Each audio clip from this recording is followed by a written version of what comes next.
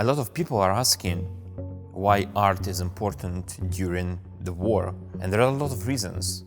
Cultural diplomacy, representation, preservation of artists and cultural organizations. But for IZOLYATSIA, work with artists is always work with the future, because artists are pioneers, front runners, people who see the future the way it should be.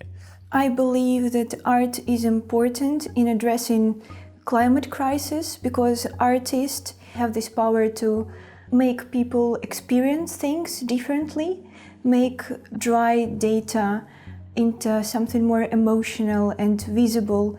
And we also highlight certain practices that already change the world for better.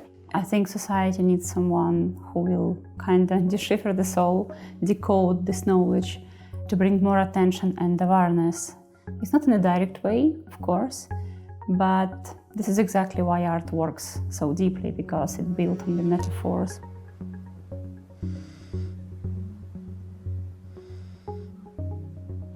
We're visual arts producers. We're based in Newcastle in the northeast of England. We've always been interested in the space between intercultural dialogue, diversity and internationalism. We have an almost 30-year history of working with extraordinary artists interested in social and environmental issues. Regrounding is an exchange programme that's been supported by the British Council. It's been supported by the Arts Council in England. The idea behind regrounding is to consider the environmental impact of industry. The relationship with IZOLYATSIA, who are our partners, started in 2015. I was lucky enough to have a British Council secondment called Canny Creatives to Kiev, where I met our partners there, and indeed Lucy Nachai, who's our current curator in residence. IZOLYATSIA is a cultural foundation that had been established in 2010. The first home of IZOLYATSIA was the city of Donetsk in Ukraine, which was established in the late 19th century with a huge wave of industrialization that happened in the region. In the late 19th century, a large number of new cities were founded around new factories, new productions, and new industry, especially around chemical industry, metal production, and of course coal mining. From the very beginning, we were rethinking industrial heritage, industrial past as a foundation for a new future of the region. A couple of years ago, we started to develop a new program in the city of Solidar, which is a city built around salt mines. We started working with smaller decentralized communities, and this brought us a huge result that we wanted to share with our partners all around the world. So this became a foundation for our new project with D6, which works in a similar environment. It's a program that was developed prior to the full-scale Russian invasion of Ukraine, with the aim of sending 2 UK artists to the Donbass region. But with the full-scale Russian invasion, we had to change our plans. We changed the program to invite Ukrainian artists to come to Newcastle to learn local context and build their own projects based on what they have seen in the northeast of England. I explore entanglements of nature, technology and society, the politics of our relationship with the environment. My main tools are film and photography. Mostly I work with the subject of mythology.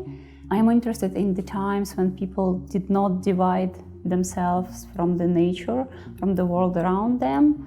Mostly I work with the analog photography and also analog video. And I consider this as a special way to collaborate with reality, because you cannot really control the result. So it's very much like reality itself. The project I'm developing for the residency is a film in conversation with my documentary exploration project about me and my grandmother. We love each other a lot and we have strong spiritual bond, but still we have some verbal clashes about political views, about some views on society, on life. I decided to try to overcome this distance by engaging in the practice we both enjoy in gardening. But when the war started, both for myself and for my granny, this practice became something completely different from what it used to be before. In my artwork here, I'm very much inspired by the fantastic paradoxal force of coal, its creative force, and at the same time destructive. I grew up in an industrial area in east of Ukraine, in Donetsk, and my grandfather, who I grew up with, he was a miner. Being a kid, I was playing mostly at the mine, and also I spent lots of time in my childhood on the slag heap. I left Donetsk when I was 17, exactly because of its industrial heritage, and I went to Crimea and started to live in Sevastopol until it was occupied. And now, facing the Russian aggression for the third time in my life, I feel like I don't really want to move anywhere, and I want to face the reality I am in. And this whole situation with the environmental crisis is my personal attempt to see what is ahead. The artist, Lucy IZOLYATSIA, came to the UK and tried to understand a little bit more about the post-industrial context of the northeast of England, connecting to what was formerly known as the Mining Institute in Newcastle, but is now known as the Common Room, and with the NewBridge Project, where we are going to now go on to have an exhibition with the artists. And some of the solutions that have come forward in terms of urban community gardens, in terms of nature park spaces. So how do we deal with that industrial legacy here in the northeast, and how do we talk about it?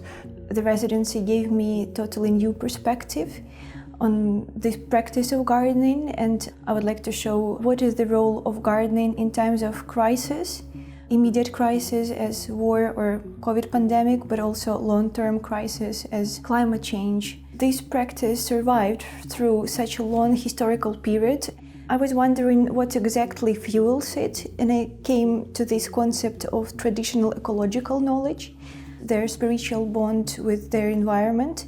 I compare traditional ecological knowledge to compost, to humus, because I believe that these embodied experiences that people had with land are layering on top of each other, influenced by historical events that are happening, and it's interesting to see how this collective body of knowledge has been formed.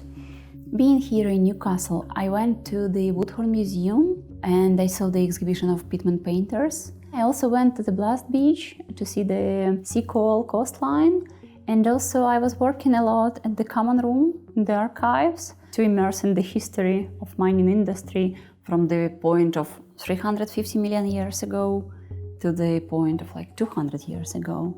And both of these histories, ancient and modern, turned out to be quite political. Like, speaking of Ukraine, until recently we were the third largest producer of coal in Europe. Still, we have 148 mines in Ukraine. 67 of them are unfortunately on temporarily occupied territories. And speaking of England, here a new mine is going to be open in Whitehaven. It's so important to cite ourselves within a global context, and the issues that we might have in the UK, in Newcastle, are mirrored in other parts of the world, and we can only draw strength by sharing those experiences. When we came here, we found a lot of really interesting connections that run deep under the skin of people from Ukraine and from Ukraine context. The coal mines, all the technologies that were used by miners in Ukraine were this way or another invented here. All the troubles that we faced in the 90s with miner strikes, shutting down mines, the whole process of working and building new strategies for revitalization of post-industrial areas have already started here 10, 20, 30 years ago. During the residency, when I visited community gardens here in Newcastle, Scotswood Garden, Wildroots Garden, Comfrey Project, I noticed that many of these initiatives appeared on post-industrial spaces. And it's interesting how people grow new life there. Many things reminded me of this mythological nature. I researched Hadrian's Wall and I discovered the concept of genius loci, a protective spirit of the place. It was interesting for me to see the connection between this protective spirit and local ecological knowledge, how they work together. And genius loci in traditional Roman mythology usually appeared in the form of a snake, another very powerful symbol of regeneration of life. So, being interested in mythology, the miner's work itself reminded me of the old Greek concept of katabasis. It's a journey underground, underworld, by a hero in order to get something or find something very hidden. and it's hard to find another thing hidden so well as a coal. So I came to this idea of comparing miners going underground with the hero's journey with catabasis. I am very inspired by the myth of Persephone. According to this old Greek legend, the winter comes because Persephone should stay with Hades half of the year. And looking at this global warming, what if miners have mythological thinking? Would they be offering some gifts to Persephone in order to get the black gold from the underground? Or how miners' lunch table look like if their wives would be complementing the table by putting coal on it, because it's also a gift of nature. When I came to the UK, it was interesting for me to see differences, how people relate to the environment. I feel that in Ukraine, people still practice it. Indeed, it's very practical. Whether in the UK, it's more mythical. It's very interesting to see how this practice that sometimes considered to be subsidiary or quiet is now becoming more and more loud. For me, this residency was quite important because I've got a chance to reconnect with my past, with my family history, with myself, and the landscape that formed me, that shaped me as a person. I hope my work is gonna plant this seed into the head of each viewer and grow into conversation. This conversation is important because it's nice to see what British people can learn from Ukrainians and vice versa. In addition to the importance of working with artists who are in exile, in addition to the importance of highlighting the situation for artists from Ukraine, the Regrounding Project forms part of a necessary move towards a just transition, to think environmentally about what our solutions might be, what our responsibilities are, but to think about it in an equitable way. The work inside regrounding is also really important, and it's something that will be extremely useful when Ukraine will gain the victory and will start the reconstruction of the region.